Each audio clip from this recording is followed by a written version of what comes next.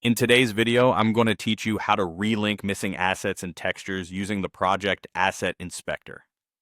We'll start by opening the Project Asset Inspector, which is your central dashboard for everything your scene depends on. Go to the Window menu and choose Asset Inspector. This panel scans your project and lists every linked item, like textures, HDRIs, caches, and other external files. It also shows their current status, so you can immediately see what's healthy, what's missing, and what needs attention. With the inspector open, focus on the assets that are missing or broken. These will typically be flagged in the status column, making them easy to spot. Click to select an item or use Shift or Command or Control to select multiple at once. If your list is long, try sorting by status or filtering so you're only looking at the problematic entries. The goal here is to gather everything that needs relinking in one pass, so you can fix them all together. Next, it's time to relink. Head to the Assets menu and choose Relink Assets.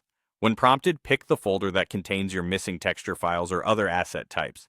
It's best to choose the highest level folder that holds your project's media, because the software will search inside subfolders and match files automatically. If your files live on an external drive, make sure it's connected and accessible, and avoid pointing to temporary or cloud sync folders that might change later. You generally don't need to select files one by one. Pointing to the correct parent folder lets the relink process do the heavy lifting. After confirming the folder, watch the Project Asset Inspector update.